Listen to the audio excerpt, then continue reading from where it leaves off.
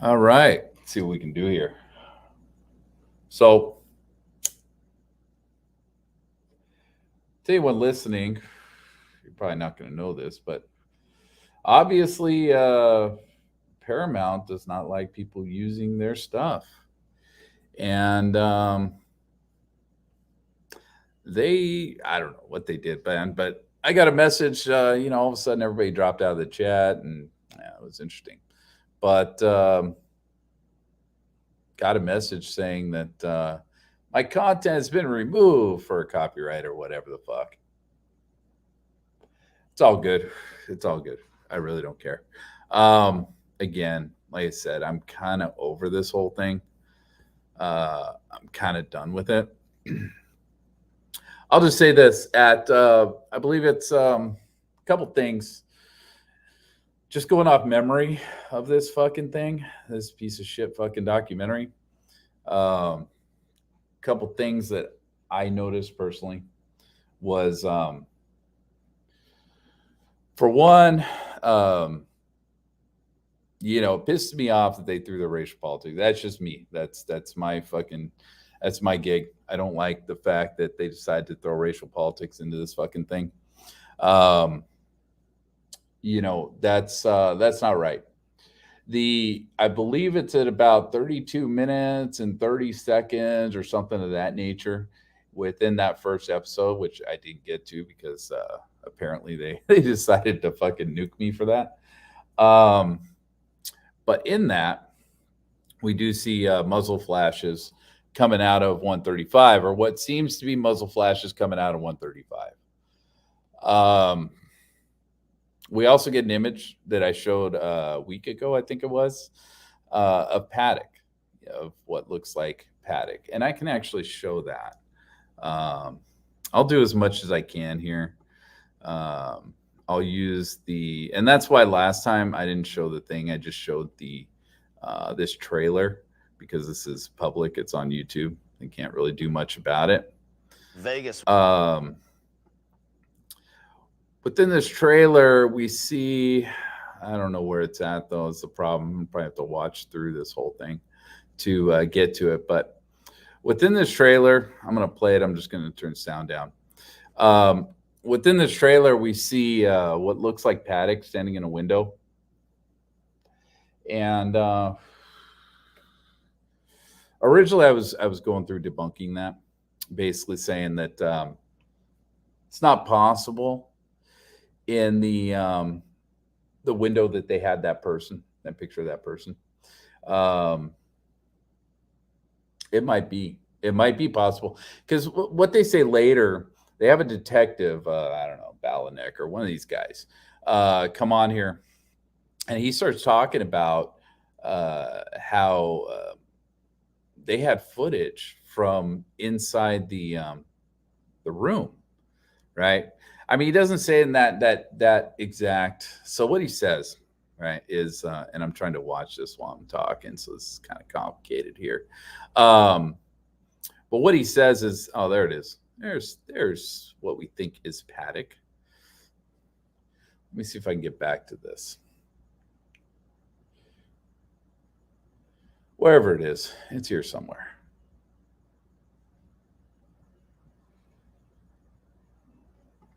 Come on, never before seen footage. Yeah, there was some, I think. The thing is, with this, did I miss it? I may have missed it.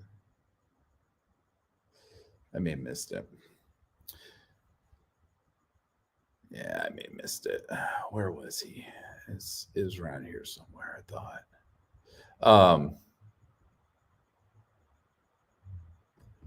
But they what happens is, damn it, it's just a frame, dude. It's a fucking frame there. So this looks like Paddock, right? But we don't know when this picture was taken. And or this video, because it is video, and they do show it a little bit later. So what I'm going to say, a takeaway from all this, if you don't know what you're doing, like if he didn't have any involvement within this Vegas thing, and this is what frustrates the shit out of me, you would think, and the picture that it seems like they were painting for this was that country fans are all white. They don't like black people. That's one of the takeaways from this fucking thing. Even though, yeah, it's fucking ridiculous. And that there was only one black person at this concert, that was something that, to me was unnecessary um, to do. Yeah, this picture here, the problem is, I did a little video on this a week ago or something because we were trying to run the ground on this, trying to figure out, is this really him? Like, is this Paddock? I mean, it kind of looks like him, actually. Looks like his clothing and everything. I mean, could be. But honestly, I don't know. I really don't fucking know. Anyway, so this kind of fucked up. They after you get through all the racial politics and all the bullshit that they're trying to push here, they get into a lot of the victim stories, stuff like that. We have a couple things come out of this. One, we have Jesus Campos. They do have interviews with Jesus Campos. And Campos does say that, at some point the nanny came out of the room. The nanny came out of the room. He told her to get back in the room. So that is on, I believe, one of his witness statements. I think that was a witness statement. I don't know if that was Ellen Show stuff or if that was witness statement, but he did say that at one point. And there were a lot of questions about whether that actually happened or not. But he does mention it. And so I kind of believe it. They talked to DJ Silver. He don't say shit. He don't say nothing about that. He just talks about what he went through during that thing, which honestly, they probably, through editing, they probably cut out when he was talking about the nanny, or what they call he calls her the babysitter the whole time. So there was that. Then there was like this interesting thing, listening to the detective that was working on this was very interesting, because what he said was, he said a couple things. He said that he believes, I mean, he didn't even say he believes. He said it was as fact, but it's all fucking speculation at this point. He says that Paddock started firing because he got spooked by Jesus Campos. Jesus Campos went up there to close the door for a hot sauce alarm, and all of a sudden spooked Paddock. Paddock started firing. So that was the original timeline to me. That's what the original timeline basically stated, was that Jesus was up there before the firing started. And it's very possible that Jesus capped this whole thing off, right? And then, again, some arguments with this. Okay, so like, who cares, right? Who cares? What can the fucking, what can that change? All that can change is the liability. In my perspective, it's liability, right? So like, MGM will have a harder time, fighting something, saying that, well, we had a security guard up there. They're going to ask all kinds of questions like, why didn't he do something? Why didn't he call on the radio? Why did he not call the police? Why, why did you do nothing? Why did this guy do nothing? You had somebody up there and this guy was about to start raining down fucking hell on people. Why didn't you do something? To me, that's what I take out of it. But I believe the cop, man. He says, he straight up says it in this thing. And since there's no more lawsuits, well, there's not the big class action one going on anymore. Yeah, they could say it. I guess they could say it now. I guess it's just the thing. But he straight up says, Jesus Campos capped this whole thing off. Now, I don't know if that's got to be his speculation, of course. The only person that knows that would be Jesus Campos, honestly. And even he sounds a little weird because he talks about the drilling and all that sort of stuff. So was that rapid drilling? Was that actually gunfire? Was that, what was that? Or was it drilling? I mean, the guy had 3 drills in there. I think 3. I don't remember.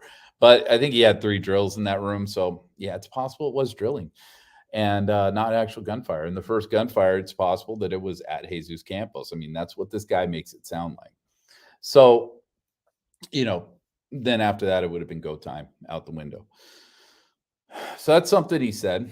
Another thing he said, and it pertains to this shot right here, is he said, according to surveillance in the room, I believe his wording was, according to surveillance in the room, Paddock was always alone and never had any company. So that's interesting, right? What does that mean? Like, what does that actually fucking mean? There are no cameras for the Mandalay Bay. They're not going to put cameras in the room. I don't believe that. I really don't think that's a thing.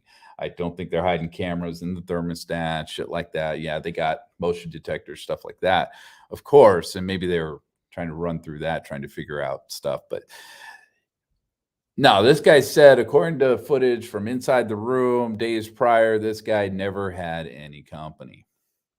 All right, so what the fuck does that mean? Where are you getting footage inside the room? Did Paddock keep some footage inside that room? Was that baby monitor, activated at some point? Was it active at some point? Was it uploading to somewhere, cloud, something? I mean, they talk about on his search history, his computers. He had Dropbox, he had Box.com, whatever the fuck that is, but it sounds a lot like Dropbox to me. And then he had Google Drive or whatever the fuck. That, any of those cameras could have been saving to any of those fucking devices or any of those cloud services. And we would never know. And honestly, it's a good idea for a FOIA, to be honest with you. And I haven't done that one yet. All the FOIAs I got, I'm getting the middle finger back on everything. It's interesting, some of them are interesting. When I asked for gambling records, all of a sudden, Department of Justice is sending me shit saying, we want to know who you are now. And the letter they sent me sounds really, really sus. As far as his bank statements, I believe it is bank records, I think I asked for. Yeah, the FBI sent me a letter back saying, we're looking into it. So was that? I mean, what's the deal here? Department of Justice has his gambling records, but it's not his bank statements. It's like how these departments work. I don't really get that. But and as far as I know, nobody's ever gotten a letter from the Department of Justice. Everyone just gets stuff from the FBI. It just, the FBI sends you back stuff. So that was interesting that they had his gambling records. But to me, that was a big deal. That's a big fucking deal, right? We got images of gunfire coming out of 135. They edited in a bunch of body cams of cops that were saying, "Can you see it? The flashing coming from that window, all this sort of stuff." We do see that. We have There's somebody that sent me a witness statement yesterday that is a statement basically saying they could see the fire, they could see, what was it? They could see the glass. I believe it said they could see the glass breaking, and I think they were at the Mandalay Bay. They could see the glass breaking, the smoke coming out of the room, and the muzzle flash all coming from the top floors of the Mandalay Bay. Okay, you know, whatever that means. So, or whatever that means to individual person, because it means something to everybody. It means something different to everybody. Um, so my problem isn't just with the whole, throwing the racial aspect into this documentary. The other problem that I have, and of course now I can't really show it, but they tell a story of these two girls. Let me find them on here. And this is, like I said, this is the picture of, supposedly this is Paddock. I mean, it actually looks like him, dude. It fucking looks like him. It matches up with I don't know if it matches up with the room necessarily. Kind of does. Looks like that's column he's standing next to. It's possible. Where'd this footage come from? I don't fucking know. I don't have a clue. But on the night of the shooting, these windows, these lights in these windows don't match up. And those lights in the windows of the night of the shooting were pretty consistent through all the videos that we've seen. So those don't match up throughout the night at all. So whether this is him or not, I have no fucking idea. I don't know if they took this video from days before and zoomed it in. I don't know if they took it from that night, and something that everybody within all of this bullshit missed. And this guy was standing in this window somehow and some fucking camera footage throughout the night. I don't fucking know. I don't have a clue. I don't know. Is this an FBI agent the next well, not the next day because, well, I don't know where the broken window would technically be, because we got to have a chair, in front of the window that would block some of the light. So I don't know if I don't think he's standing in front of the what would be the broken window. In fact, he's not. So I don't know if this is him or not. I don't know where this footage came from. I don't have a fucking clue. Um, One of the other problems I have is let's see if we can get to uh because they do show the interviews, this guy, yeah, he's a hero. They're all heroes, man. I mean, there were some definitely some badasses there that night. Um this girl here, this girl here. So they're telling her story, right? And she got shot, she got hit. The last guy was showing you saying he's a hero. Yeah, he's kind of the one that helped her out that night. And so their stories can converge. The the thing with her and what gets a little frustrating within this documentary is they keep showing footage. They keep showing footage of particular footage from body cams. They keep showing the same. It's basically 4 body cams. Okay. So here's the deal, and I've never really talked about this before because I don't like talking about the deceased in any way, especially because people like to shit on them, and I don't like that.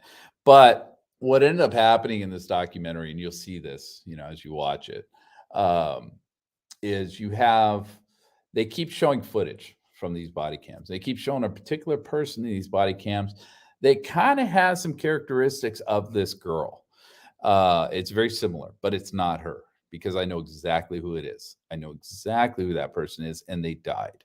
They died that night. Um, and they're telling this girl's story. Now, this girl was hit. She got out. She got to a hospital with her sister. Her sister was also hit. They got to a hospital. She got helped by that the other dude that I just showed. Whatever, that's their story. It's great. I'm glad they're telling their story. I'm glad they have that this outlet. But the problem is the way that they framed it within the editing process of this actual whatever docu-series, whatever they're calling this crap. Um, the way they frame this garbage is that she was someone else. That Rocio, and Rocio Gayen, her thing is, her story is good enough. They could have told her story, man. I mean, there's still a lot. I mean, there's a lot of information out there, man. There's 4 body cams that you see her in. Um, we see her basically right before she died. We see her all the way up to that moment. And so Rocio Gayen is a Hispanic girl, of course. Um, she lives, out in California, or she lived in California. Rocio Gayen was the one that was hitting the leg. She's the only one that was, hitting the leg that died that night. Obviously, most likely a femoral artery, something of that nature. And we have a lot of body cam of her trying to escape the venue and running by police as body worn cameras and stuff like that while the shooting was going on. So we see her a couple times. We see her in the tent, and she's running through the tent. She slips and falls. I mean, obviously, she's got a bolt in the leg. She's bleeding out. Um, she, looks directly at the camera, which once you know what you're looking at, it's creepy. It's completely just it's pretty bad. It's hard to watch because you know that this person's not going to make it, and they're looking directly at you, but she looks directly at the cop and directly at the body cam. And we see her as she kind of slips and falls inside one of the tents. So then they're showing all kinds of footage of her, and they conveniently edited out the husband because the husband tells you that's not this girl, and the husband is very distinctive because he's wearing a Johnny Cash shirt. And obviously, her story was basically that she got shot in the leg during the concert. Struggled to get out. Didn't get anything put on her leg until they got to the command post, over in the parking lot, dirt lot, whatever, over there by the church, I believe. And they have, her and her husband are laying on the ground somewhere along the lines between them running out of the venue and them getting to that area. He wrapped his shirt, he took his shirt off, he had two shirts on, he had a white one underneath his Johnny Cash one. He took the Johnny Cash one off, he wrapped it around her leg, and she still bled out. He didn't tie a tourniquet, he didn't tourniquet it tight enough or whatever the hell happened there.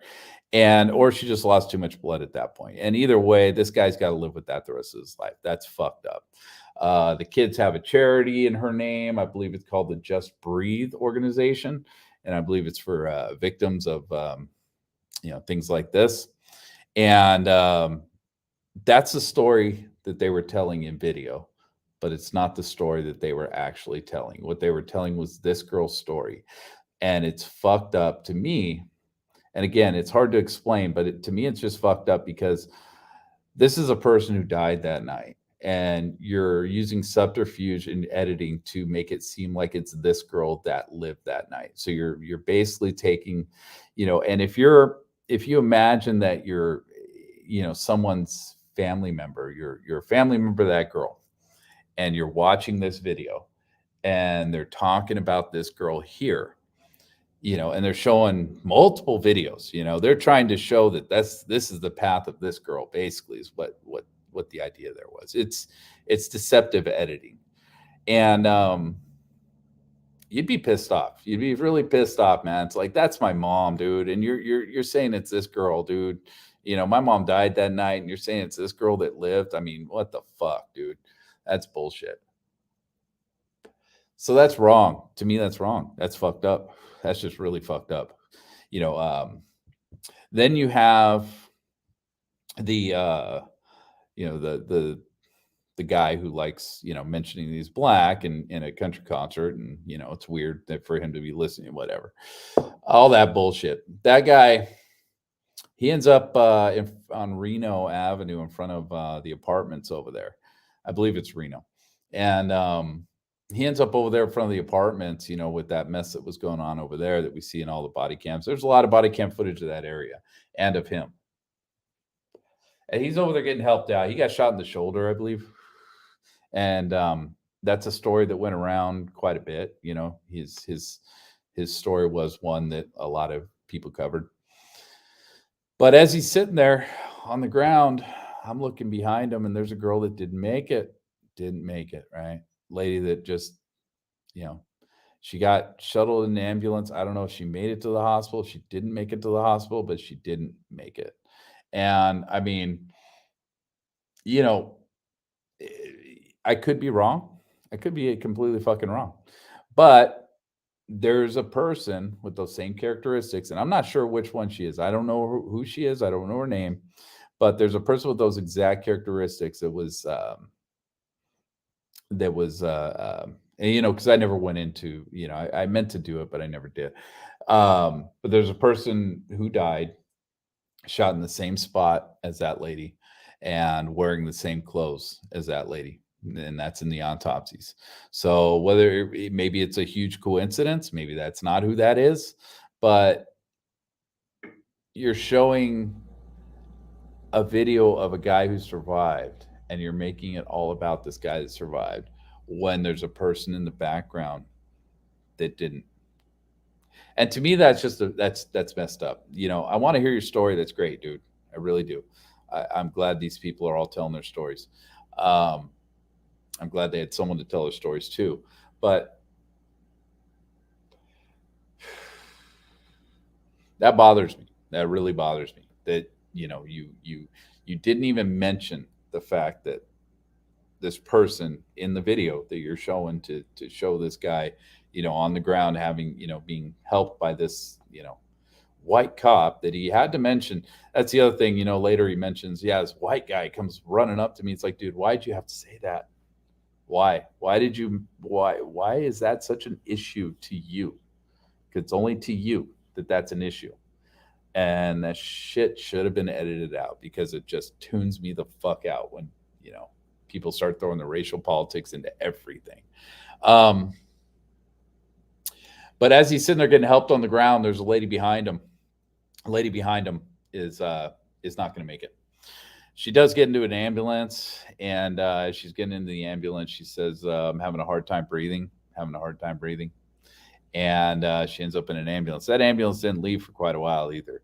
So you got a girl, I don't remember. I think she was shot through the lung or something like that. As her lungs are filling up with fluid, ambulance is sitting there trying to figure out, if they can take more people, not take more people, who's critical, whatever. And she died.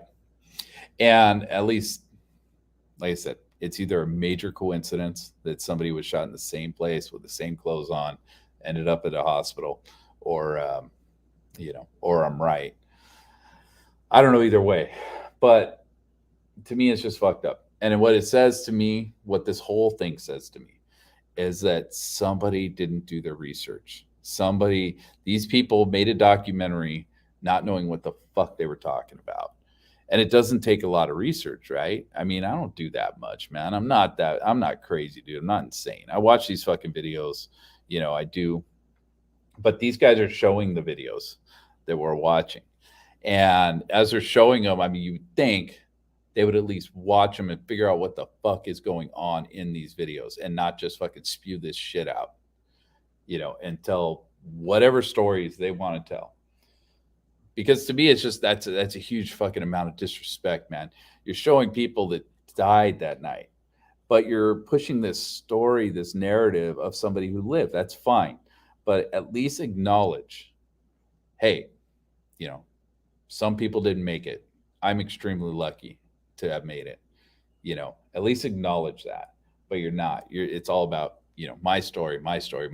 This is, whatever. And, like I said, if these guys would have done, a little bit of research, there's, it's just, they could have saved themselves some of the disrespectful nature of doing stuff like that. I just think it's very disrespectful to sit there and, show these people dying, and then twist the narrative around to something completely different. The one in the background, not as big of a deal as this one here, because this girl, and it's not the girl's fault. It's not anybody's fault except the editing team at fucking Paramount Plus or whatever, who created this fucking shit show. They're the ones who created this story and tried to make a story behind this. I mean, they could have just showed video of chaos, dude. They didn't have to edit it up so that, Rocio Guillen is in, a bunch of different scenes as this girl's telling her story, who kind of has somewhat of a resemblance to her, but not really. To me, that's a problem. That was a problem. But again, takeaways, I guess we got a picture of muzzle flash out of 135. Okay, cool. We got whatever that picture is, if that's paddock or not paddock. Okay, we don't know what it is because you didn't explain it. So that's, it's misleading because you think that's paddock, but you don't know. None of us do. Although anybody that watches it probably thinks automatically that's him. So if it's not, that's very deceptive. Fuck you guys for doing that. That's bullshit. Campo started the whole thing, according to, one of the LVMPD detectives. That's interesting. That throws that whole timeline out of whack, when they came up with the third timeline or whatever, throws that into question. The guy says that, then we got Bitsko admitting that he moved the camera, which we kind of knew anyway. I think Hunter found that out originally. So we did know about that, but he did say it on camera here. It seems to me there was something else that was going on there that I can't remember. As far as the nanny and the room goes. But yeah, so the guy did say, DJ Silver, when he's talking, this was brought up to me, last night, and I did notice it, but I kind of brushed it off as not meaning anything.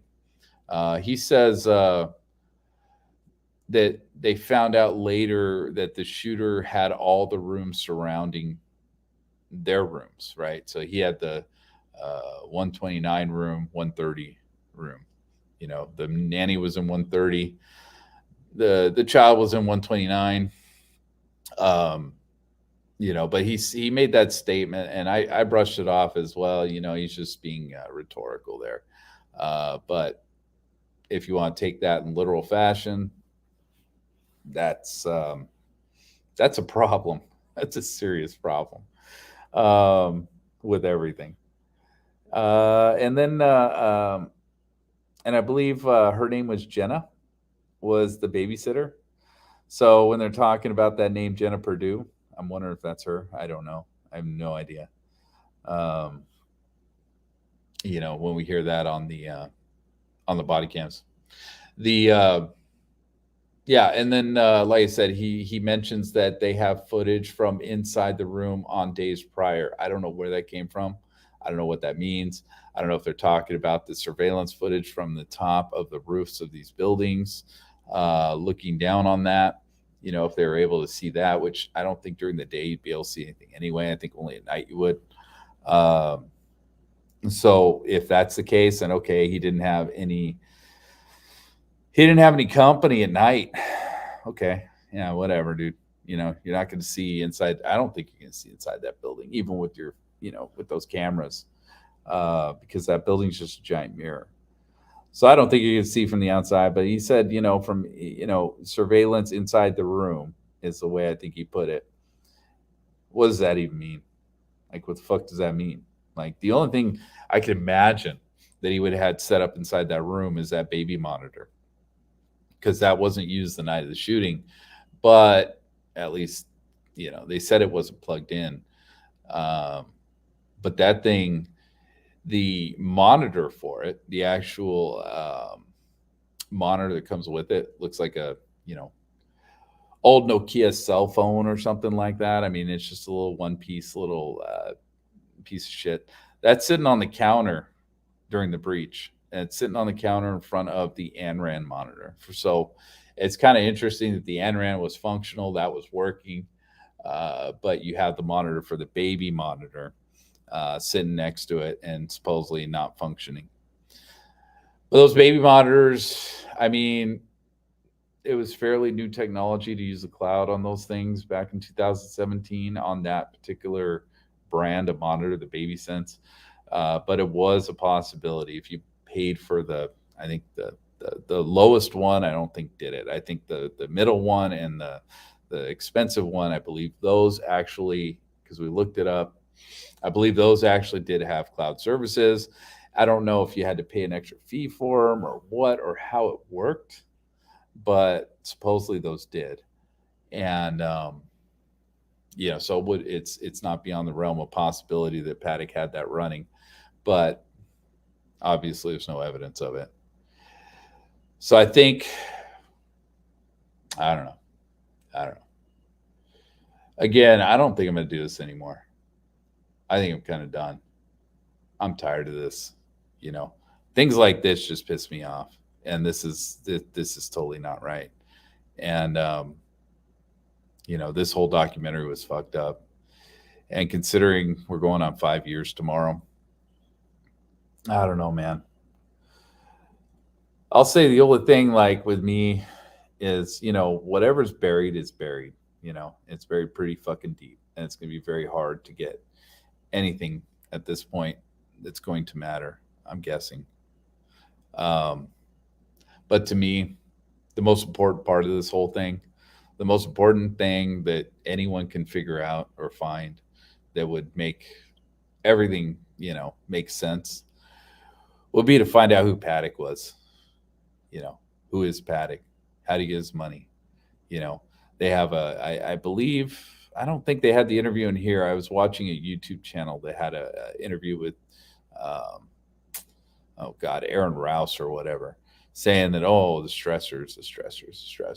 And talk about losing money. He wasn't winning money in the fashion that he's used to, so he started losing money.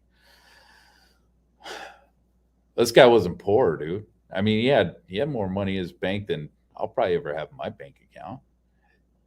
I mean, he just shuttled off 150 grand over to the Philippines. How many people have 150 grand in their bank account? Not very many, I would think. You know, and he just shuttled that money off, right? So if he's losing money, why is he just fucking throwing money out? That's weird. That's a weird thing. I think what kind of revenue stream did Paddock have that dried up that made it so that he was losing money? Because he hadn't been losing money up to that point, obviously. I mean, if that's what they want us to believe. So who was Paddock? Who the fuck was Paddock? You know, to me, that's like the most important thing about this. I always said to, the hunter, to everybody, if you find the motive, everything will fall into place. Everything, you know, whether you want to believe in multiple shooters or fucking LRADs or whatever the fuck kind of crazy ass shit you want to believe within this bullshit, if you figure out what Paddock was, who he was, what was going on there with all that, I think you'd have everything. I think it all start to make sense. You'd understand whether he had accomplices, whether he didn't, and if you believe that he had accomplices, which the whole thing with Hunter and me, what we used to talk about, and his whole rationale behind this was, I don't know whether he had an accomplice or not, whether anybody else helped him or not, but somebody had to have known. Somebody had to have known. Whether it was Mary Lou Danley, loading up the bullets, figuring out that this guy's about to do something really stupid and crazy, or what, whether the hooker stories are true, whether he had a fucking kid over there in Vegas. I mean, somebody had to have known. Somebody would have known something. I don't think maybe he acted alone. Maybe the act was a solo act. I still kind of believe that, but I mean, at least firing bullets. I mean, the rest of the act. I mean, Mary Lou Danley's name was on the other room, so I don't, whatever. I don't know. I don't want to go too much into that, but you find the motive, I think everything will fall into place. You'll be able to debunk the Antifa stuff. You'll be able to debunk all of this shit, and you'll find out what the truth is behind it. You may find out why the FBI is hiding this. The interesting thing about the FBI is, oh God, what was it we were talking about last night? The FBI's, they've been open in a lot of investigations about who people are. A lot of these people that are the shooters of, whether it's Columbine, Sandy Hook, the church shooting. I don't remember the name of that one. The guy that went to the Batman premiere, shot that up. They're very willing to tell you to throw the suspect, or whatever you want to call them, under the bus. They're very willing to do that, but in this, they're not, and that's always been interesting to me. That's always been kind of an issue with me. So who was Stephen Paddock? Like, why do they care? Why are they protecting him, of all people? Like, who really cares? I don't know. Just something that keeps me awake at night. Just one of those, one of those things that's just a mystery. I'm not a conspiracy guy. I don't like conspiracies. After being involved in this for 5 fucking years, I really don't like conspiracies. But it still makes me wonder, like, who was this guy? We don't know who he was. He could have been a nobody. Could have been some 64, he's 64, I believe. 64-year-old dude that just went fucking wacko, went crazy. That's possible. It's totally possible. But Why are you hiding so much from us? You know, they had a lot of shit. The FBI and CIA hide a lot of shit, but usually in instances like this, they usually don't. Not so much. Um, usually they're willing to just throw that person completely under the bus. But in this one, no, we don't have any information on this Paddock guy. All social media is cleaned up. Everything's gone. There's no pictures of him anywhere. Um, it's fucking odd. It's really fucking odd. So I don't know. This thing ended with some bullshit that was another thing that kind of drove me fucking up the wall. I'm not a fucking 2A kind of guy. I don't really care about guns all that much. It's not my deal. I think my personal politics is everybody should be able to just do whatever the fuck they want as far as guns go. Um, that's kind of how this country was founded. But in the end of this, you have the family of the girl that died here. And I get it, dude. The family's grieving, man. There's some hard fucking times there, dude. That sucks for them. That sucks bad. But the they go in front of Congress, and they're kind of the ones who initiated the ban on bump stocks. And they had a saying in here, and of course, they had a little bit of anti-gun rhetoric towards the end here, because this is made by Paramount, which is Hollywood. So obviously, they're going to be against the whole gun thing. And the but in their to give them the benefit of the doubt, man, they did have the cop from San Diego who said that he was pro gun guy. He was pro 2A guy. He thinks everyone should be able to own guns. Okay. Then he had this family saying that they were, working on banning bump stocks. Yeah, whatever, dude. Nobody cares about bump stocks, really. I really don't give a shit about bump stocks. But, one of the things that they said really was like, you don't know what the fuck you're talking about. Like, that's the problem with you people. You don't know what the fuck you're talking about. And they said, bump stocks are meant for the military to simulate automatic fire in a war zone to do maximum damage in a war zone. It's like, no, dude, there's no military in the fucking world that's going to pick a bump stock over a fully automatic fucking weapon. You're talking about society, not it's ridiculous. That was a ridiculous quote. And there were many within this. So I don't know. I may do something tomorrow. We'll see. I haven't decided yet. I mean, it is 5 years technically tomorrow, not today. And I don't know. Otherwise, until something major comes out, I think I'm going to take a break from this. I think I'm done with this for a while.